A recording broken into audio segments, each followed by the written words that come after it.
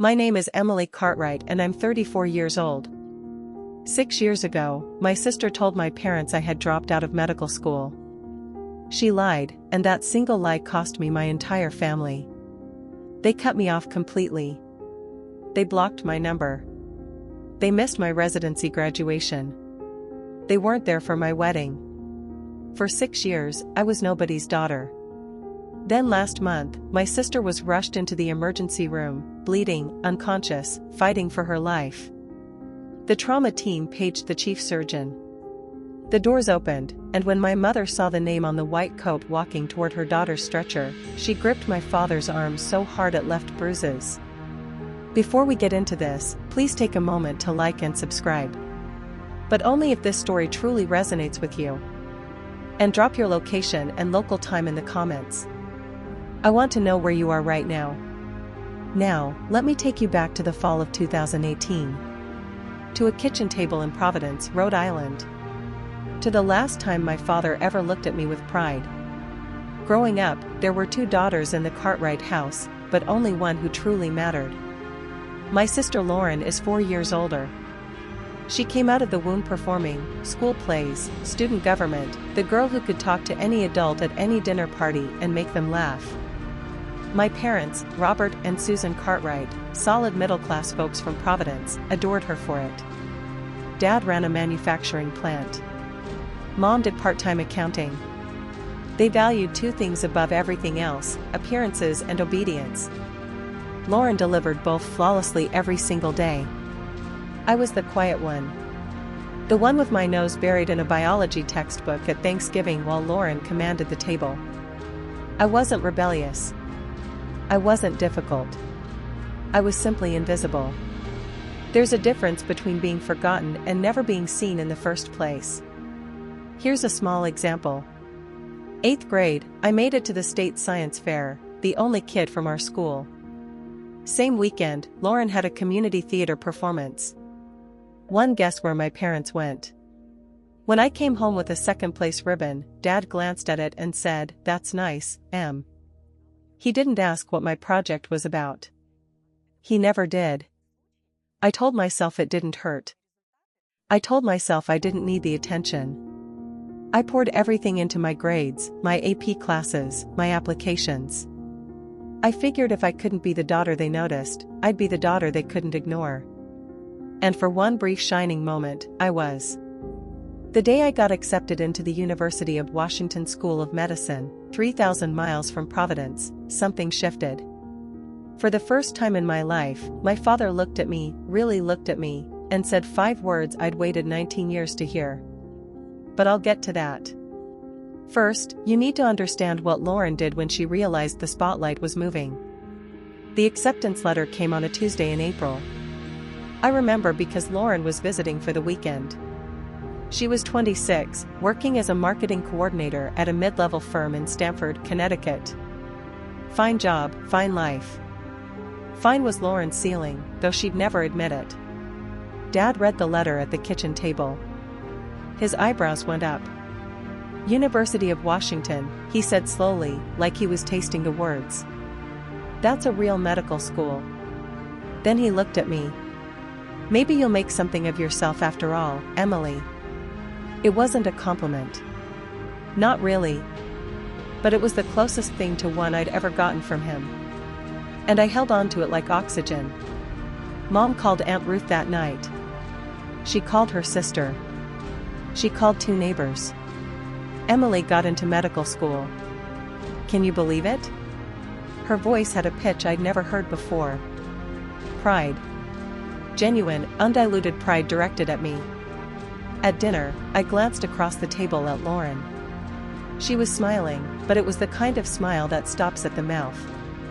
Her eyes were doing something else entirely, calculating, measuring, recalibrating. I know that now. At the time, I just thought she was tired from the drive. That week, Lauren started calling me more, 2, 3 times a week. How's packing going? Who's your roommate? What's Seattle like? She asked about my schedule, my classmates, my professors. She remembered every name I mentioned. I thought my sister was finally seeing me. I thought maybe my getting into med school had unlocked something between us. Respect, connection, whatever it is that normal sisters have. I was feeding her ammunition. Every detail, every name, every vulnerability, and I handed it all over with a grateful smile. Third year of medical school. That's when everything cracked open. My roommate, my best friend, was a woman named Sarah Mitchell. She'd grown up in foster care, no family to speak of, and she was the single reason I survived first year. When I called home once during a brutal anatomy exam week and Mom said, "Can't talk, Emily. Lauren's having a rough day at work," it was Sarah who sat on our apartment floor with me and said, "Their loss. Now get up. We have cadavers to memorize." Sarah was diagnosed with stage 4 pancreatic cancer in August of my third year. No family, no support system, just me. I went to the dean's office the next morning and explained the situation. He approved a formal leave of absence, 1 semester, caregiver status, paperwork filed, spot held. I would come back in January. It was all documented, all legitimate. I moved into the spare bedroom at Sarah's apartment. I drove her to chemo. I held her hand in the oncology ward at 3 in the morning when the pain got so bad she couldn't breathe. I called Lauren to tell her. I don't know why. Maybe I still believed she was the sister she'd been pretending to be. I told her about Sarah, about the leave, about the plan to return in the spring. Lauren's voice was syrup. "Oh my God, Em, I'm so sorry. Take all the time you need. I won't say a word to Mom and Dad. I know they just worry." 3 days later, she called our parents. I don't know the exact words she used that night. I wouldn't learn the full scope of her lie until 6 years later when it unraveled in the one place none of us expected. But the damage was instant. The call came at 11 at night. I was sitting in a plastic chair next to Sarah's hospital bed. She'd had a bad reaction to the latest round of chemo, and they'd admitted her overnight. My phone lit up. "Emily." Dad's voice was flat, arctic. "Your sister told us everything. The dropping out, the boyfriend, all of it." "Dad, that's not." "Lauren showed us the messages. She showed us proof." I pressed my hand against the wall to steady myself. "What messages? What proof?" "Dad, I'm sitting in a hospital right now. I'm taking care of my friend. Lauren said you'd say exactly that." A pause. "She said you'd have a story ready." My mother got on the line. Her voice was shaking. "How could you lie to us for a whole year, Emily? Mom, please listen to me. I filed a leave of absence. I can show you the paperwork. I can give you the dean's number." "Enough. Dad again. Don't call this house until you're ready to tell the truth. You've embarrassed this family enough." The line went dead. I sat on that hospital floor for 20 minutes. Sarah's 4 beeped on the other side of the curtain. My phone screen still showed the call duration, 4 minutes and 12 seconds. That's how long it took my parents to erase me. 20 minutes later, a text from Lauren, "I'm sorry, Em. I had to tell them. I couldn't keep your secret anymore." She wasn't sorry. She'd just executed the most precise strike of her life, and she'd done it with a broken heart emoji as a signature. I was 3,000 miles from Providence. I had $46 in my checking account. And I had just become nobody's daughter. I tried. I need you to know that. I tried everything I could from 3,000 miles away with no money and a dying friend in the next room. Over the next 5 days, I called my parents 14 times. The first 3 went to voicemail. By the 4th, Dad's number was blocked. Mom blocked me 2 days later. I sent 2 emails, one short, one long. The long one had my leave of absence paperwork attached as a PDF. I included the dean's direct phone number. I included Sarah's oncologist's name. I gave them every piece of evidence a reasonable person would need. Neither email got a response. I wrote a handwritten letter. Mailed a priority from Seattle. 5 days later, it came back. Returned to sender, unopened. I recognized my mother's handwriting on the envelope.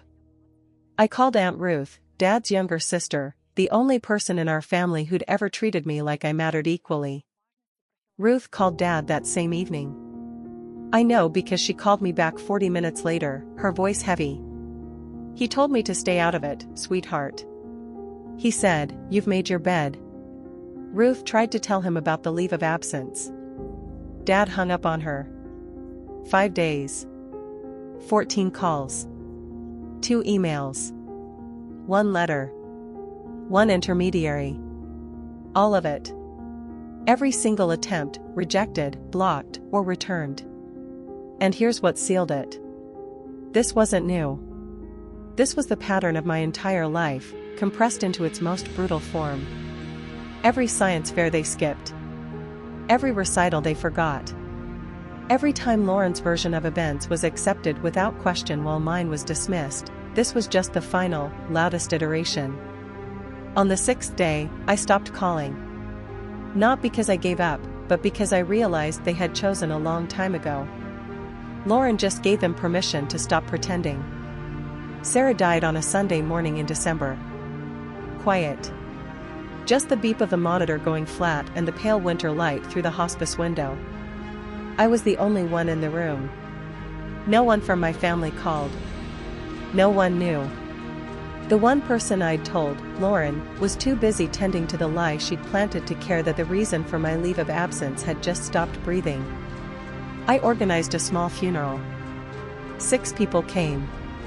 Sarah's former foster sister drove up from Eugene. A couple of classmates. A nurse from the oncology ward who'd grown fond of her. I stood at the front of a chapel that could hold 60 and read a eulogy to rows of empty pews. I didn't cry.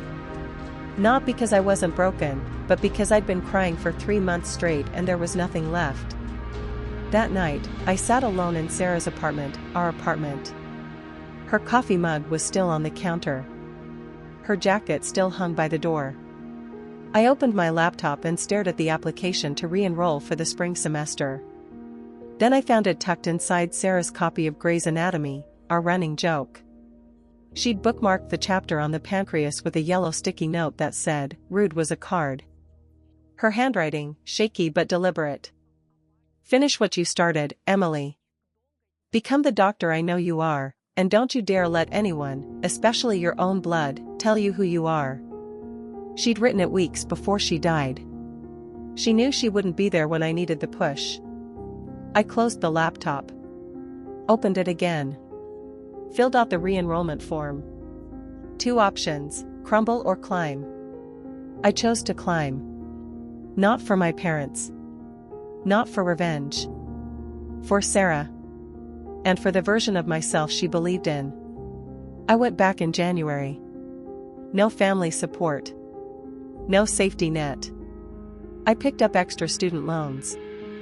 Took a part-time research assistant position. Ate hospital cafeteria leftovers more times than I'll ever admit. Medical school doesn't care about your personal life. Anatomy exams don't pause because your family disowned you. 12-hour clinical rotations don't get shorter because you cried in the supply closet at 2 in the morning. So I stopped crying and started working. I worked like my life depended on it, because in a way, it did. I graduated on time. No one from Providence came. I matched into a surgical residency at Mercy Rest Medical Center back on the East Coast, a level 1 trauma center, one of the busiest in Connecticut.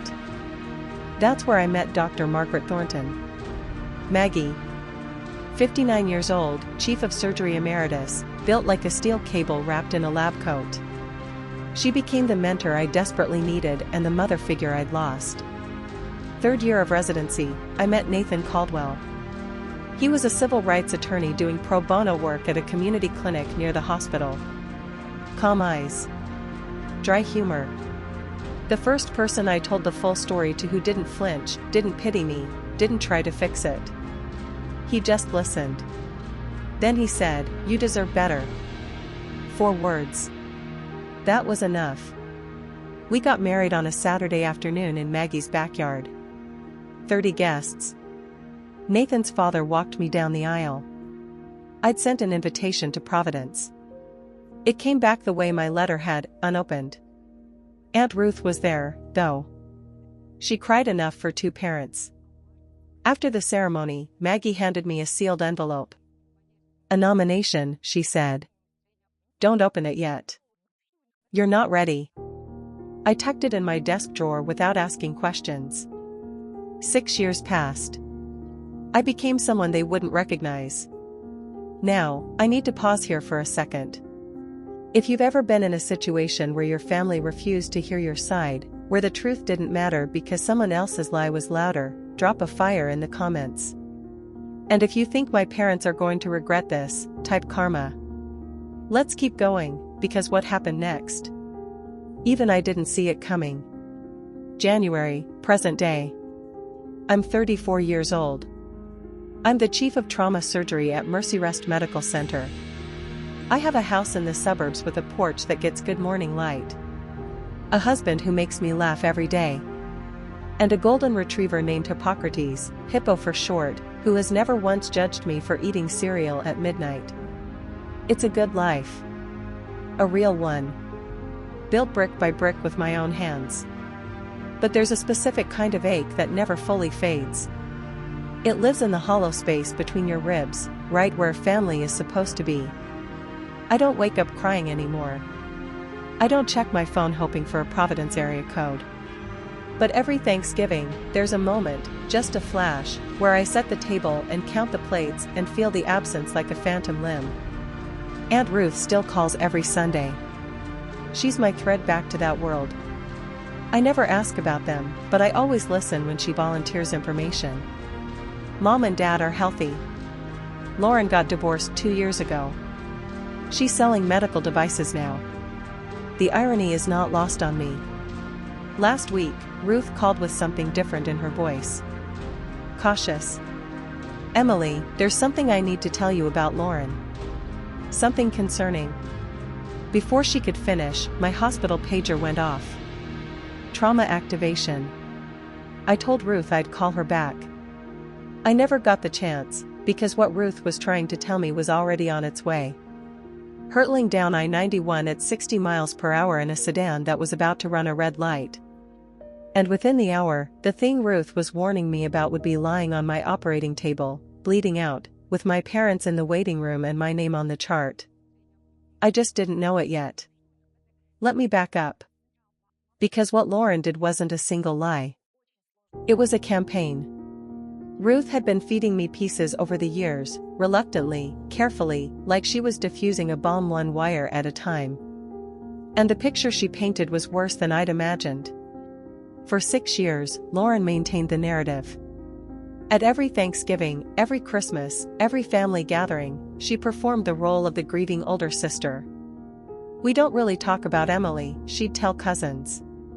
"It's too painful for Mom and Dad." She'd shake her head, lower her voice, let the silence do the work. But she didn't stop at silence. She added details. She told our grandmother that I was homeless.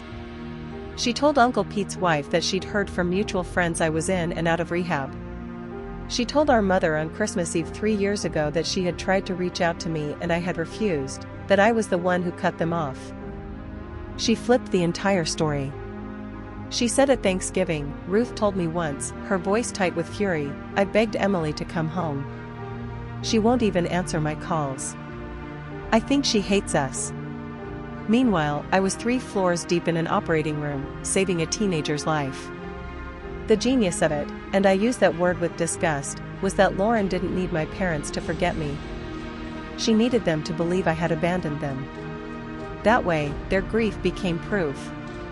Their silence became justified. And she remained exactly what she'd always been, the loyal daughter, the only one who stayed. She wasn't protecting them. She was protecting her position. And there was one more thing Ruth told me, something I didn't learn until much later, that made the whole picture even darker. But I'll get to that. Nathan told me this over coffee one morning 6 months ago. He'd been sitting on it for 2 years. "There's something I didn't tell you," he said, setting his mug down carefully, The way he does when he's about to deliver bad news in his lawyer voice. 2 years ago, I got a call from HR at your old hospital. Someone using a fake name had contacted them asking about the employment status of Emily Cartwright. They wanted to know if you'd ever been disciplined. If your credentials were legitimate. I stared at him. Who? I had a colleague trace the inquiry. The IP address came back to Providence. The kitchen went very quiet. Hippo's tail thumped against the floor. The coffee maker hissed. She was trying to find something, I said. Anything, Nathan confirmed. Anything she could use to keep the story alive. To prove you were a fraud. She didn't find anything. No. Because there's nothing to find. I wrapped my hands around my mug tight. I could feel the heat bleeding through the ceramic. She didn't just lie about me once, Nathan. She's been hunting me. He reached across the table and put his hand over mine. That's not sibling rivalry, Emily. That's something else entirely. He was right. Lauren hadn't told a lie and moved on. She had built an architecture of deception. Load-bearing walls. Reinforced beams.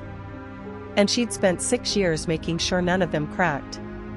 Every holiday story, every whispered rumor, every fake inquiry was another brick. I could have done something then. Called a lawyer. Confronted my parents. Blown the whole thing open. But I didn't, because life was about to do it for me in the most brutal, public, and ironic way imaginable. And it started with a pager at 3 in the morning. Thursday night. January. 3:07 a.m. The pager dragged me out of a dead sleep. Nathan shifted beside me, murmured something. Hippo lifted his head from the foot of the bed. The screen glowed in the dark. Level 1 trauma. MDC, single female, 36. Blunt abdominal trauma. Hemodynamically unstable. ETA 8 minutes. I was dressed in 4 minutes. Driving in 6. The roads were empty and wet, that particular shade of black that January gives you in Connecticut. I ran through the case in my head the way I always do. Mechanism of injury. Probable organ involvement. Surgical options. Motor vehicle collision. Blunt abdominal trauma. Unstable vitals. Likely splenic rupture. Possible liver laceration. I'd done this surgery 100 times. I badged in through the ambulance bay entrance and walked straight to the trauma bay. My team was already assembling. 2 residents. A trauma nurse. Anesthesia on standby. I picked up the intake iPad from the charge nurse's station and swiped to the incoming patient chart. Patient, Lauren Cartwright. DOB March 14, 1988. Emergency contact, Robert Cartwright, father. I stopped walking. The hallway noise, the beeping, the intercom, the squeak of shoes on linoleum, it all pulled back like a tide. For 2 seconds, maybe 3, I wasn't a surgeon. I was a 28-year-old sitting on a hospital floor in Seattle, phone still warm in my hand, listening to a dial tone. Dr. Cartwright? My charge nurse, Linda, appeared at my shoulder. You okay? I looked up. Blinked. Set the iPad down. I'm fine. Prep Bay 2 and page Dr. Patel. I want him on standby. The ambulance siren wailed in the distance, getting closer. And behind that ambulance, I knew before I could see them, were 2 people I hadn't faced in 6 years. The ambulance doors cracked open and the stretcher came fast. Lauren was strapped down, unconscious, oxygen mask fogging with shallow breaths. Blood on her shirt. One hand hanging limp off the side rail. The paramedics rattled off numbers, blood pressure dropping, heart rate climbing, 2 large-bore IVs running wide. Behind them, running, came my parents. My mother looked like she'd aged a decade. Her hair was thinner, her face drawn. She was in a bathrobe, slippers on the wrong feet. My father was in a flannel shirt and jeans thrown on in a panic. His face was the color of old paper. "That's my daughter," he shouted past the triage nurse. "Where are they taking her? I need to talk to the doctor in charge." The nurse, a woman named Carla I'd worked with for 3 years, put both hands up. "Sir, family needs to wait in the surgical waiting area. The trauma team is already here. The chief is handling this personally." "The chief?" Dad grabbed Carla's arm. "Get me the chief. Now." Carla glanced through the glass partition toward the trauma bay. She looked at me, gowned, gloved, my badge hanging from my scrub top. She read the name. "Read it again." Her eyes went wide for just a fraction of a second. I gave a small shake of my head. "Not now." Carla composed herself. "Sir, the chief is prepping for surgery. You'll be updated as soon as possible. Please, the waiting room is this way." My parents were led down the hall. Mom was whispering prayers, hands clasped so tightly her knuckles were white. Dad kept turning back, looking through every window he passed. "She's all we have," he said to no one in particular. "Please. She's all we have." I heard it through the partition glass. Every word. "She's all we have." As if I had never existed. I stepped into the scrub room alone. 30 seconds. That's all I allowed myself. I turned on the faucet, let the water run hot over my hands, looked at myself in the stainless steel mirror above the sink. Distorted. Warped. The way everything felt right now. Scrub cap on. Badge visible. The face of a woman who had been surgically removed from her own family tree. Now being asked to surgically save the woman who held the saw. Part of me wanted to walk out. Call Patel. Let someone else carry this. Let my parents owe their daughter's life to a stranger, not to me. That would be cleaner. Simpler. But there was a woman on that table with a ruptured spleen and what looked like a grade 3 liver laceration. She was losing blood faster than we could replace it. She was going to die in the next 30 to 40 minutes if the best surgeon in this building didn't operate. And the best surgeon in this building was me. I paged Patel directly. "I have a conflict of interest. The patient is a family member. I'm disclosing it now and documenting in the chart. If at any point my judgment is compromised, you take the lead. No questions asked." Patel's voice was steady. "Understood, Chief." I told Linda to note the disclosure in the nursing record. Everything by the book. Everything on paper. Then I pulled on fresh gloves, pushed through the hors d'oeuvres, and looked down at the table. My sister's face, still bruised, the oxygen mask fogging and clearing. She looked smaller than I remembered. Thinner. There were worry lines around her eyes that hadn't been there 6 years ago. For 3 seconds, she wasn't the woman who destroyed my life. She was a body on my table. And that was exactly how I needed her to be. "Let's go." Scalpel. 3 hours and 40 minutes. That's how long it took to rebuild what the steering column and the red light had torn apart. Ruptured spleen. We took it out. Grade 3 liver laceration. We repaired it with precision sutures, layer by painstaking layer. Internal bleeding from 2 separate mesenteric vessels, clamped, cauterized, controlled. I didn't speak unless I needed to. Suction. Clamp. Lap pad. Retract. My hands moved the way they've been trained to move. Steady. Deliberate.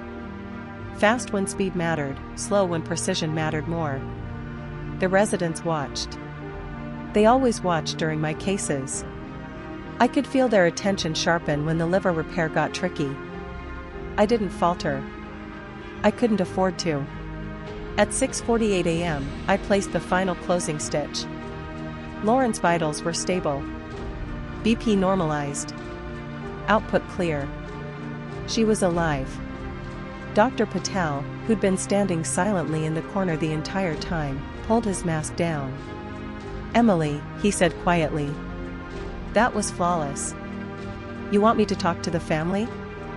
I peeled off my gloves, dropped them in the bin, washed my hands, automatic, methodical, the same way I'd done it 10,000 times before. "No," I said. "This one's mine." I caught my reflection again in the scrub room mirror. Same face. Same badge. But something had shifted. For 6 years, I'd been the daughter who disappeared. Now, I was the surgeon who'd just pulled her sister back from the edge of death. Those two facts were about to collide in a waiting room 40 feet away, in front of my entire night shift team. I straightened my scrub top, checked my badge, took one breath. Then I walked toward the waiting room. The hallway had never felt so long. The waiting room had that fluorescent hush that hospitals get at 7 in the morning. 2 other families were scattered in the far corners. A television murmured weather reports to no one. And in the center row, sitting rigid, sleepless, terrified, were my parents. I pushed through the double doors, still in my surgical scrubs. Mask pulled down around my neck. Scrub cap off now, hair pulled back. My badge hung at chest level, printed in clean block letters anyone could read from 6 feet away. Emily Cartwright, MD, FACS. Chief of Trauma Surgery. Dad stood first. He always stood first. It was a reflex, the need to be in charge. "Doctor, how is she? Is Lauren?" He stopped. His eyes had dropped to my badge, then rose to my face, then dropped to the badge again. I watched the recognition move through him like something physical. A tremor that started in his hands and climbed to his jaw. Mom looked up a half-second later. Her lips parted. No sound came out. Her right hand shot to Dad's forearm and clamped down, fingers digging into the flannel of his sleeve with a force that I would later learn left 4 bruises shaped like fingertips. 5 seconds of silence. 5 seconds that held 6 years. I spoke first. Calm. Clinical. The same voice I used to address every family in this room. "Mr. and Mrs. Cartwright. I'm Dr. Cartwright, Chief of Trauma Surgery. Your daughter, Lauren, sustained a ruptured spleen and a grade 3 liver laceration in the accident. Surgery was successful. She's stable and currently in the ICU. You'll be able to see her in approximately 1 hour. Mr. and Mrs. not Mom and Dad." I watched that land. I watched it cut. Behind me, through the glass partition, Linda and 2 nurses were watching. They knew by the look on their faces. They'd already put it together. My mother moved first. She took a step toward me, arms lifting, a sob already breaking through her chest. "Emily. Oh my God. Oh my God. Emily." I stepped back. Half a step. Polite. Unmistakable. She froze. Her hands hung in the air between us, then slowly, painfully, dropped to her sides. Dad's voice came out like gravel dragged over concrete. "You're a doctor." "I am." "You're the chief." "I am." "But Lauren said." "What exactly?" He closed his mouth. Opened it. Closed it again. I could see the machinery of his mind trying to reassemble 6 years of certainty that was crumbling in real time. Mom was crying now, not quietly. "We thought you dropped out. We thought, she told us you were. She told you I dropped out. That I had a boyfriend with a drug problem. That I was homeless. That I refused to contact you." I kept my voice level. No shaking. No tears. I had rehearsed this moment 1,000 times in the shower, in the car, in the dark before sleep. I never thought it would happen in surgical scrubs under fluorescent lights. None of it was true. Not a single word. Through the glass behind me, I could see Carla press a hand to her mouth. A resident, Dr. Kimura, 2nd year, looked away, jaw tight. Linda set down her clipboard and stared. Dad tried to redirect. Old instinct. "This isn't the time or place, Emily. Your sister is in the ICU." "I know. I just spent 3 hours and 40 minutes making sure she survives. So yes, Dad, I'm aware of where she is. He had nothing. For the first time in my life, my father, a man who had never been at a loss for a decree, had absolutely nothing.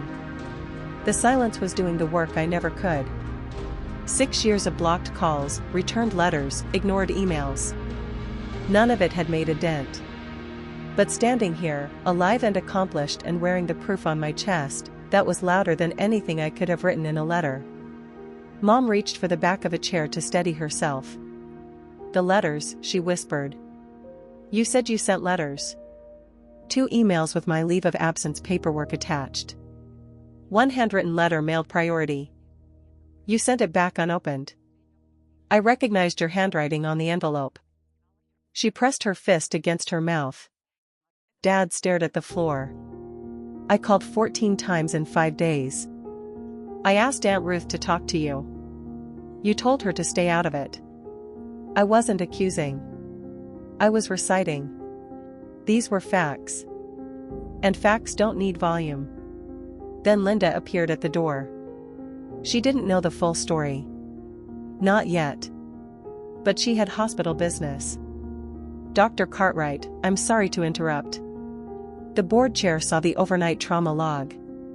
He asked me to pass along, the Physician of the Year selection committee sends their congratulations on tonight's surgical outcome. Linda said it the way she'd say anything routine. She had no idea she'd just detonated a second bomb. Mom looked at me, eyes swollen, mascara gone, bathrobe still on. Physician of the Year. It's an internal recognition. It's nothing. I turned to Linda. Thank you. I need to check post-op vitals. Excuse me. I walked toward the ICU corridor. Measured steps. Spine straight. I didn't look back. But I heard my mother's voice behind me, small and ruined. Robert, what have we done? And I heard something I'd never heard before. My father saying nothing. Because silence, for the first time, was the only honest thing he had left. 4 hours later. ICU, room 6. Monitor beeping in rhythm. Morning light angling through the blinds. I walked in for the standard post-op assessment. Vitals. Drainage output. Wound check. Routine, except nothing about this was routine. Lauren's eyes were open. Glassy, unfocused from the anesthesia, but open. She blinked at the ceiling. Blinked at the 4-pole. Then her gaze tracked sideways to me. She squinted. Read my badge. Read it again. The color drained from her face in a way I've seen before, but only in patients who've just been told their prognosis is bad. Emily. Her voice was sandpaper. Good morning, Lauren. I'm your attending surgeon. You sustained a ruptured spleen and a grade 3 liver laceration from the accident. Surgery went well. You're going to make a full recovery. You're a doctor. Not a question. A reckoning. I'm the chief of this department. Have been for 2 years. I watched it happen, the same spectrum Dad had gone through, but slower, because Lauren was processing it through a morphine drip and what I suspect was dawning terror. Confusion first. Then disbelief. Then fear. And then there it was, the expression I'd seen my whole life. The quick flicker behind the eyes. Calculation. Even now, lying in a hospital bed with my sutures holding her liver together, Lauren was trying to figure out how to spin this. Emily, listen. I can explain. You don't need to explain anything to me. I nodded toward the glass door, where 2 figures stood in the hallway watching, faces wrecked, eyes red. You need to explain it to them. I updated her chart, checked the drain, left without another word. I didn't stay to hear what happened next. But the entire ICU floor heard it. Lauren's room wasn't soundproof. And neither was the truth. Okay, I have to stop here for a second. What do you think Lauren told my parents when they walked into that ICU room? Option A, she finally tells the truth.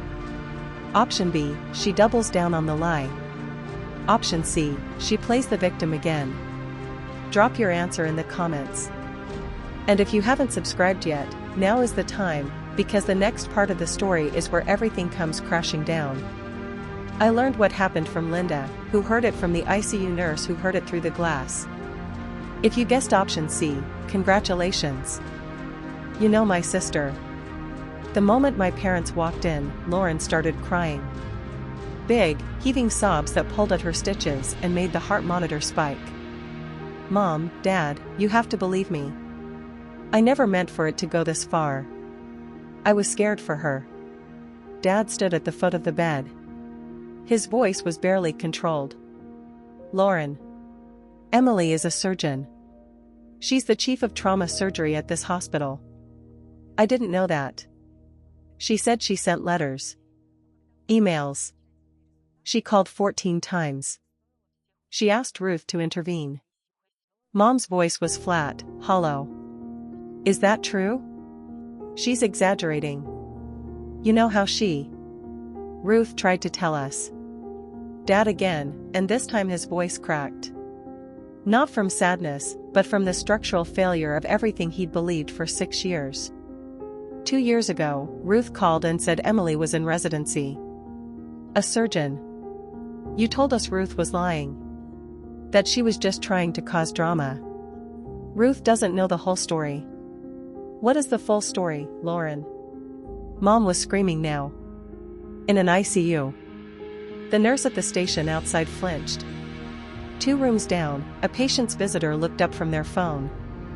And Lauren, backed into a corner, IVs in both arms, my sutures in her abdomen, did what she always does. She pivoted from defense to offense. Fine. She's a doctor. Good for her. But she abandoned this family. She never called because we blocked her number, Lauren. Dad's hand was on the bed rail, knuckles white. Because you told us to. The heart monitor beeped. The 4 dripped. And Lauren, for perhaps the first time in her adult life, had no script. Aunt Ruth walked into the ICU at 9:45 that morning. I'd called her from the scrub room after surgery, not to summon her as a weapon, but because Lauren was her niece too, and Ruth deserved to know. But Ruth came prepared. 6 years of silence will do that to a woman with a filing system and a long memory. She didn't sit down. Didn't hug anyone. She stood in the middle of that room and said, I've been waiting 6 years to have this conversation, and I'm not waiting 1 more minute. She pulled out her phone. Opened a folder she'd labeled, I found out later, Emily, proof. Inside, screenshots of every email I'd sent my parents in those first desperate days. The PDF of my leave of absence from the University of Washington, signed by the dean, stamped with the registrar's seal. My re-enrollment confirmation. A photo of my residency graduation, me in a cap holding the diploma, Aunt Ruth next to me, the only family member in the frame. She held the phone out. Mom took it with trembling hands. And here, Ruth said, swiping to a text thread. This is from Lauren. Sent to me 4 years ago. She read it aloud. Don't tell Mom and Dad about Emily's residency. It'll just confuse them. They're finally at peace. The room went still. Lauren stared at the ceiling. Her jaw was set, but the calculation was gone from her eyes. What replaced it was something I'd never seen there before. The look of someone who's run out of rooms to hide in. You told me to keep quiet for the family's sake, Ruth said, looking straight at Lauren. But this family hasn't had peace. It's had a 6-year blackout. Ruth turned to my parents. And you too, you let this happen. Not because you didn't love Emily. But because loving Lauren was easier. Nobody argued. There was nothing left to argue with. Mom sank into the chair beside Lauren's bed, but she wasn't looking at Lauren anymore. She was scrolling through Ruth's phone, reading my emails one by one. Her lips moved as she read. She stopped on the last one, the one I'd sent the night before my residency graduation. I know what it says. I've reread it 100 times in my own sent folder. Mom, I don't know if you'll read this. I graduated from residency today. I wish you were here. I'm still your daughter. I never stopped being your daughter. Mom doubled over in the chair. Not crying. It was beyond that. It was the sound of someone meeting the full weight of a mistake they can never undo. Dad stood at the window, his back to the room, his shoulders shaking.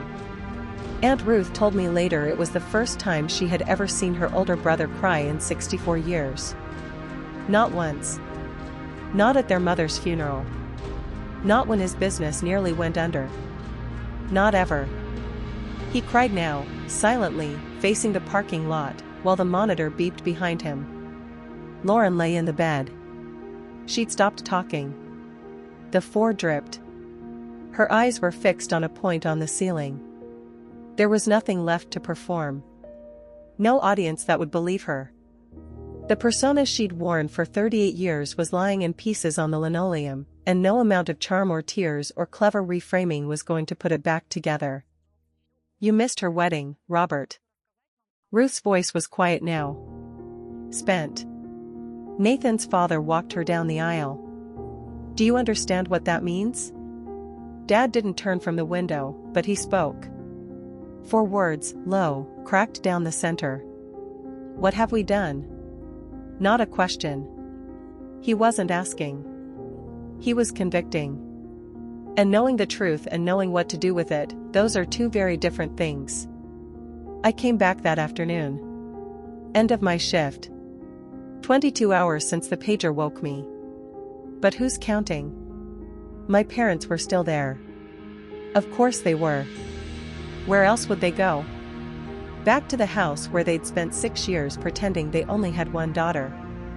Mom stood up the second I walked in. Her face was swollen, eyes nearly shut from crying. Emily, baby. I'm so sorry. I'm so. I held up my hand, gently, but firm. I hear you. And I believe you're sorry. But sorry is a word. It's a starting place, not a finish line. What I need is time. Dad turned from the window. He looked like he'd aged 6 years since this morning. We want to make this right. Then you need to understand something. I kept my voice even. This wasn't anger. This was clarity, the kind that only comes after you've burned through every other emotion and what's left is the truth. Clean and simple. I'm not the girl you sent away. I'm not the girl who begged you to listen for 5 days from 3,000 miles away. I'm someone who built a life, a whole life, without you. And if you want to be part of it now, it will be on my terms. Not Lauren's. Not yours. Mine. Dad opened his mouth. Old reflex. Then he closed it and nodded. A small, devastated nod. I looked at Lauren on the bed. Her eyes were open, watching me. When you're recovered, I said, you and I are going to have a conversation. A real one. But not today. Today, you're my patient. I don't mix the two. I left. Spine straight. Steps measured. I didn't turn around. I'm not closing the door, but I'm the one who decides when it opens, how wide, and who walks through. 2 weeks later, Lauren was discharged. Her incision was healing. The rest of her? Not so much. I chose the location. A coffee shop in Middletown, halfway between her apartment and my house. Neutral ground. Nathan came but sat at a separate table near the window, pretending to read briefs. He wasn't pretending. Lauren walked in looking like someone who'd been hollowed out. She'd lost weight, surgery plus not eating will do that. And the confidence she usually wore like cologne was gone. For the first time in my memory, my older sister looked exactly her age. She sat down, wrapped her hands around a cup she didn't drink from, stared at the table. I didn't do preamble. I'm not going to yell at you.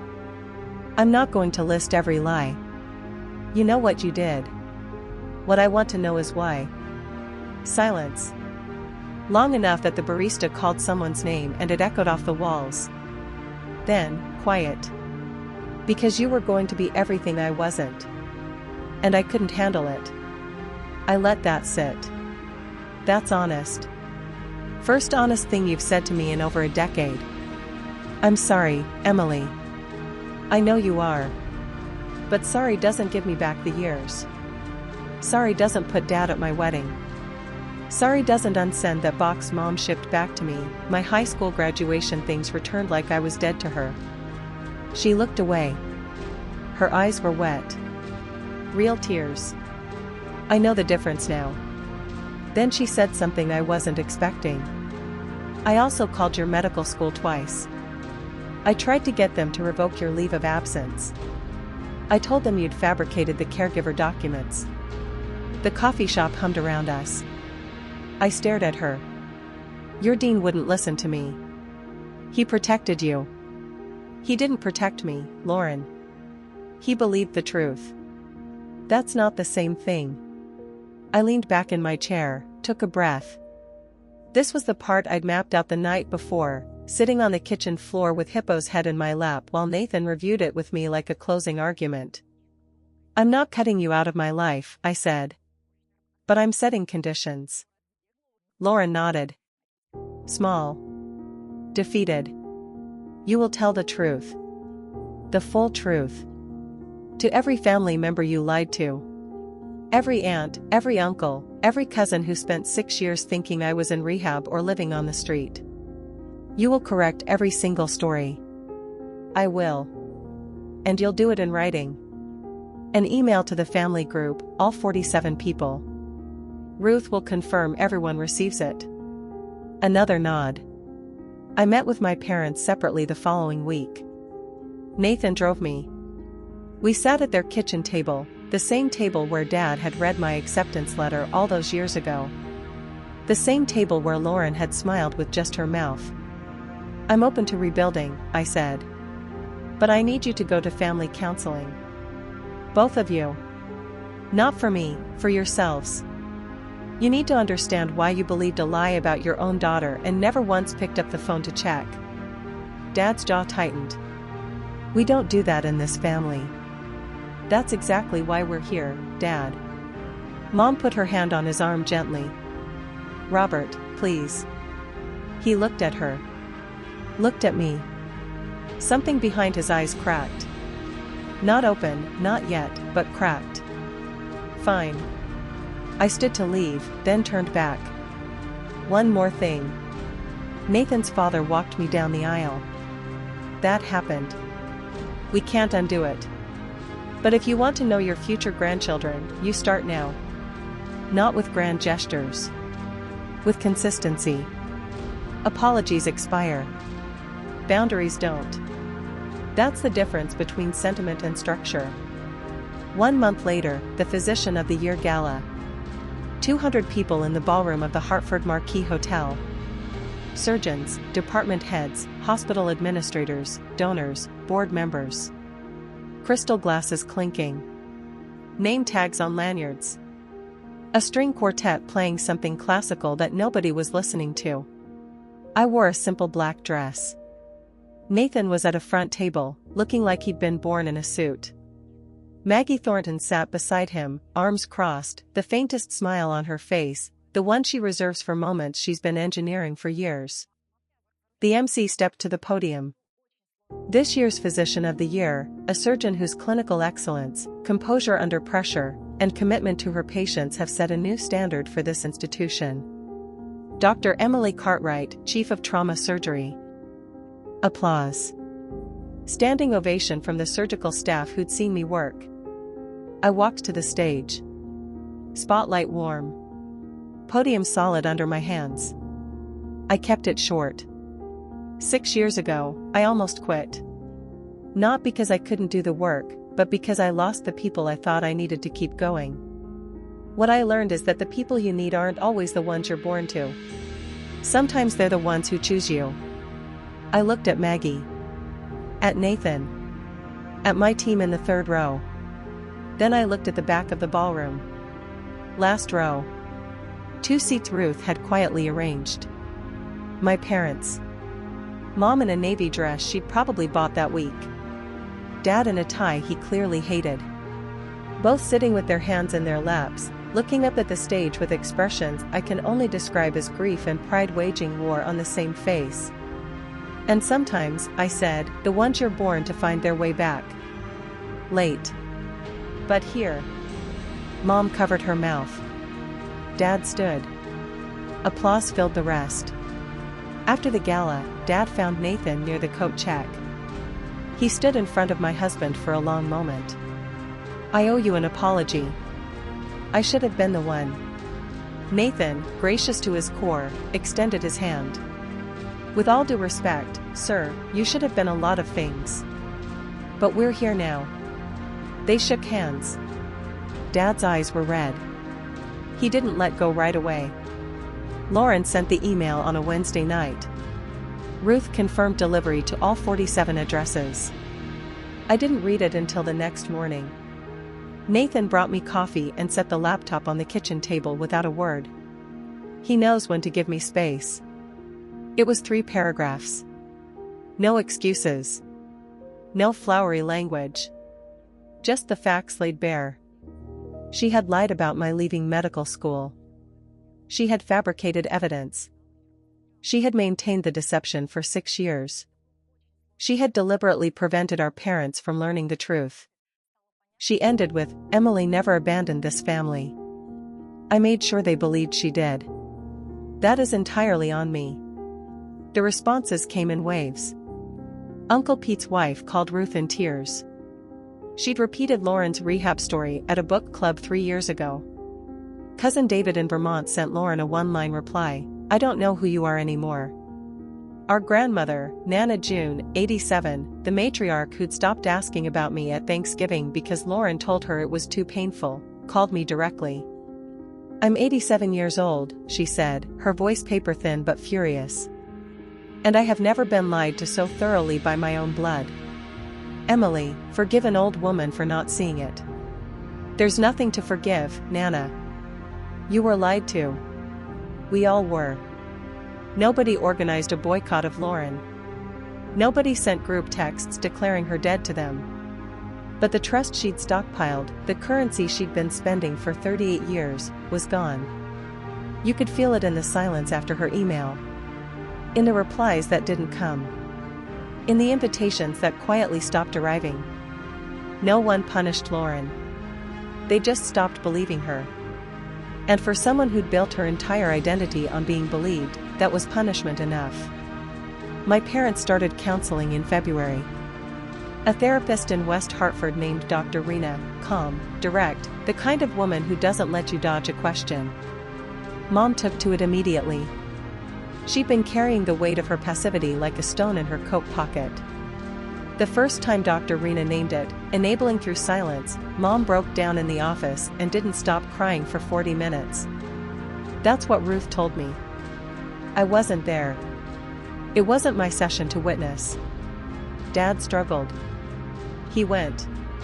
He sat in the chair. He answered questions in as few words as possible. Dr. Rena told him, Ruth relayed, that his need to be right, his refusal to revisit a decision once it was made, had been the load-bearing wall of this entire disaster. Lauren provided the lie. But Dad's pride cemented it into place. He didn't argue with her. That might have been the first sign of change. 3 weeks into counseling, Mom mailed me a letter. Handwritten. The irony wasn't lost on either of us. "I failed you," she wrote. "Not just when I believed Lauren, but every time I chose peace over fairness. Every time I let your father's temper decide what was true. Every time I saw you standing in the doorway, quiet, waiting, and told myself you were fine, because it was easier than admitting I wasn't brave enough to fight for you." I read it at the kitchen table. Hippo was asleep on my feet. Nathan was in the next room pretending not to listen. I didn't cry. But I held that letter for a long time. Then I opened the drawer where I keep things that matter. Sarah's card. My returned letters. The wedding invitation that came back unopened. And I placed it inside. Same drawer. Different side. Progress isn't always dramatic. Sometimes it's just rearranging what you carry. Lauren started therapy too. Her own, separate from the family sessions. I know this because Ruth told me, and because Lauren mentioned it briefly, awkwardly, the second time we met for coffee. We've had 3 of these meetings now. Each one short. Each one stiff. Each one slightly more honest than the last. The first time, she stared at her hands and said nothing useful. The second time, she told me about the therapy. The third time, she said something that actually landed. I don't expect you to forgive me. I don't even know if I deserve it. But I want you to know, I'm trying not to be that person anymore. I took a sip of my coffee, set it down. Then show me. Words are cheap in this family. They always have been. Show me with time. She nodded. Didn't push. Didn't perform. That was new. Do I believe her? Honestly, I don't know.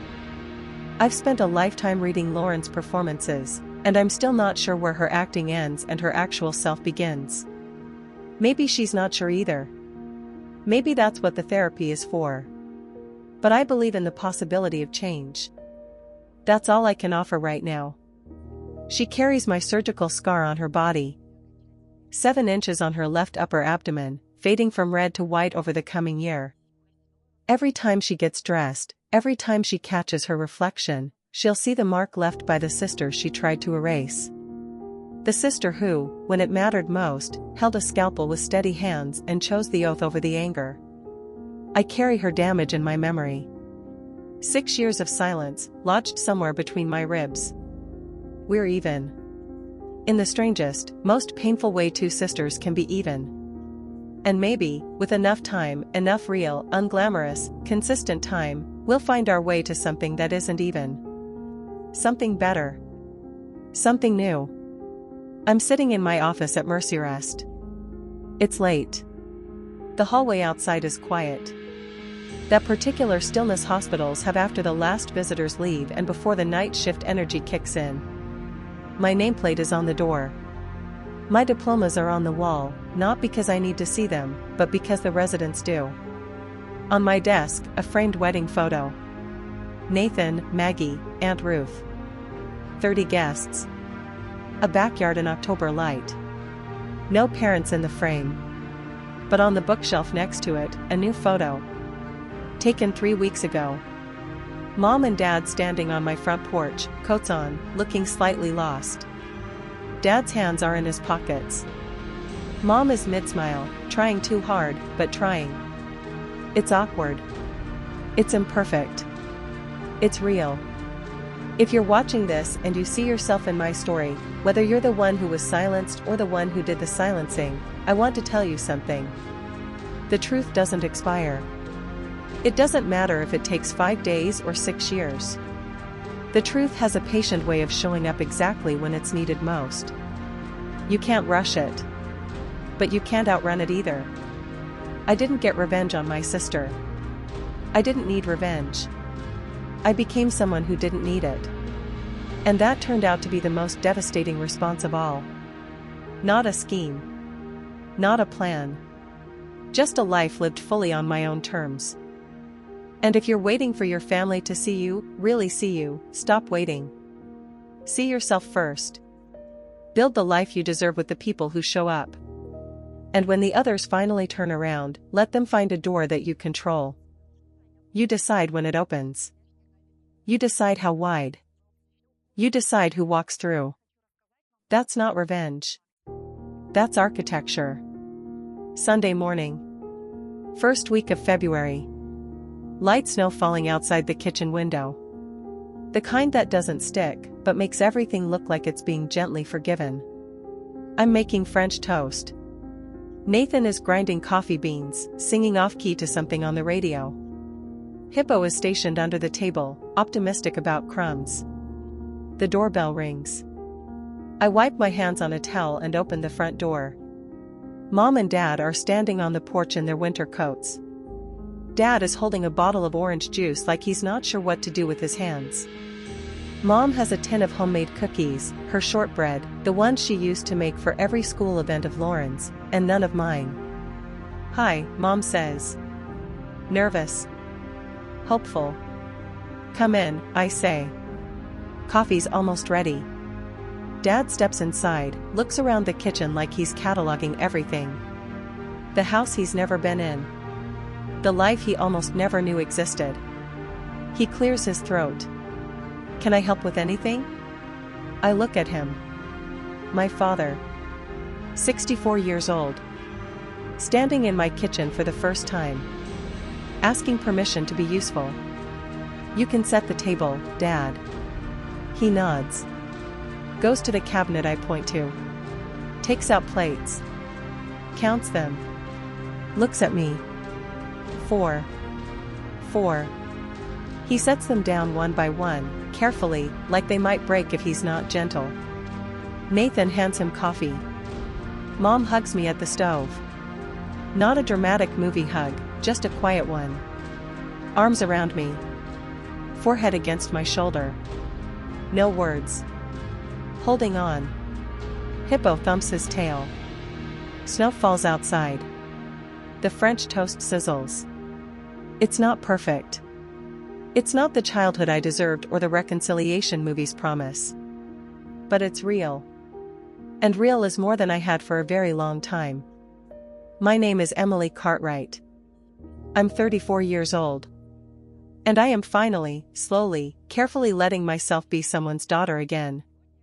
4 plates. It's a start. If this story resonated with you, if it made you think about your own family, your own boundaries, or someone you've lost and found, leave me a comment. Tell me, what would you have done? Would you have opened that door? And if you want more stories like this, check the description for one I think you'll love just as much. Thank you for being here. I'll see you next time.